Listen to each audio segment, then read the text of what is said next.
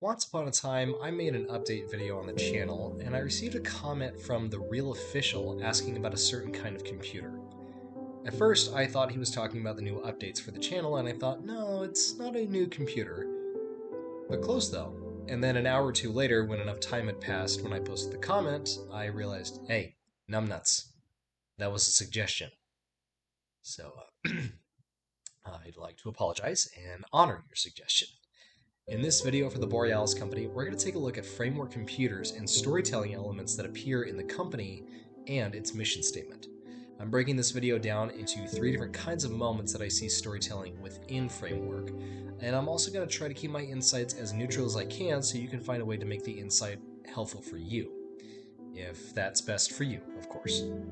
First, let's look at framework's mission statement, or at the very least what they aim to achieve in the experience of both the prospect and the consumer, before and after the sale.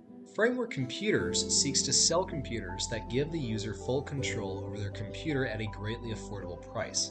I'm not going to look too intensely at their business practices or what they've been doing to make the mission statement a reality, but the mission statement is definitely one that I like for electronics in general. Most computer companies, I feel like, influence or design their mission statement around user experience. That's not a bad thing, of course. I mean, if you were at a hotel that didn't necessarily prioritize user experience, you may have to deal with crappy beds or sketchy security. User experience is important, but let's think about this in the sense of narrative and storytelling. When a mission statement prioritizes or maybe hyperfixates in some cases on user experiences, it can potentially feel like you're observing something in the same way that you're observing a fantasy novel. You're not in the story, you're spectating in a way. And that's not bad, of course, many people prefer that. But with Framework, their mission is designed to make the user not a spectator, but a protagonist, and you're going to hear that a lot in this video. They provide the option to repair and customize their products while keeping environmentally conscientious. And they emphasize a little something I never knew until I was doing research for this, which is my second point, the right to repair. I'm going to do the best I can to define this, but the right to repair allows a consumer to make their own repairs on a product, typically a vehicle or an electronic. If you're like me, you initially hear this and think, well, I hope so, because once I buy it, it's mine, right? So I can do whatever I want with it, right?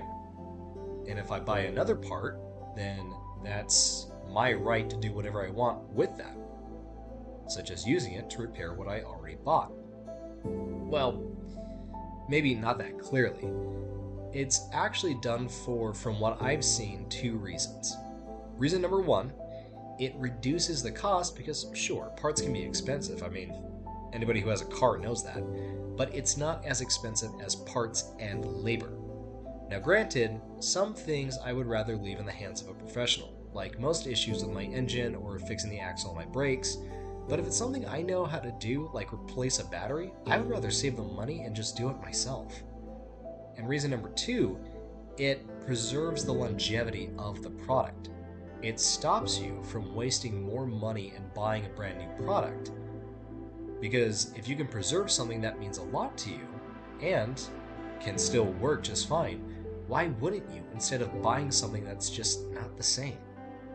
Framework's emphasis on the right to repair tells us that we're recognized as competent protagonists using their product to make something happen, rather than someone who has to come back in order to fulfill the wishes of the company or their quota, which gets particularly interesting, but we need to move to the next point before we cover that, which is the third and final point, Framework's branding.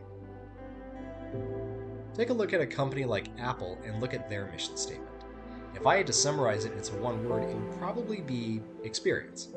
There is nothing quite like the experience of using an Apple product, big or small. Even if you take the logo off, you know it when you see it, and hear it, and feel it. Framework's mission statement, if I were to do the same thing, is empowerment. Based on the outside looking in, it seems like Framework's goal when it comes to their storytelling is to give their customers, their protagonists, the ability to be as fully capable as possible and take matters in their own hands. They just provide the opportunities to do so. Now this gets especially interesting when you realize the guy who runs Framework was a former employee in the software department for Apple, along with having a pretty good stint at Oculus. but I can't help but wonder how much of his time under that giant influenced the choices he made in regards to the story and mission statement of Framework. That being said, I can tell you from personal experience that even in an Apple store, I never once felt like right to repair was ever present in Apple Incorporated. The only Apple product I use now is an iPhone, but it does feel like when I get a new phone, it doesn't feel like an upgrade or the next big thing, especially now when they're just kind of grasping at design straws, it feels like. Really, it just feels like I've been caught in a secret subscription model that renews every 3 to 4 phones or whenever my battery goes below 80% max capacity. The one subscription model I do like from them is Apple TV Plus because I find their shows to be consistently good. But even then, I don't pay for it. I don't even use it. I just go over to a friend's house and watch it. If I were to buy a Framework computer, on the other hand, I would buy it knowing I have full control over what it is I actually want. And here's the thing, not everybody wants that. The biggest diehard fans of Apple that I've met are diehard fans because their story comes from the experience of the product. But personally, I'm a pretty big believer in that everybody is the main character of their own story. And if you're the main character of your own story, the biggest superpower you will ever have is choice.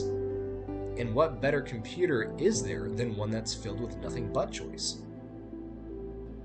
But that's just my 2 cents. What do you guys think? Is there one computer to rule them all, or always down to personal preference? Does anybody have a Framework computer? I'd love to hear your experience with it, especially because the most consistent gripe I've heard about Framework computers is the battery, ironically enough. And let me know in the comments below what else you'd like to see on the channel. In light of recent events, I'm probably going to keep a large amount of my content on film and TV, especially because that's what YouTube thinks that's all I do. So anything that's not film and TV, like Battlefield, for example, it will underperform and it won't be shown to people that will be interested in it, which is kind of a bummer. But I'm still going to keep branching out. I love doing videos like this. It'd probably just be mainly film and TV, and then occasionally, every once in a while, a game or a book or whatever.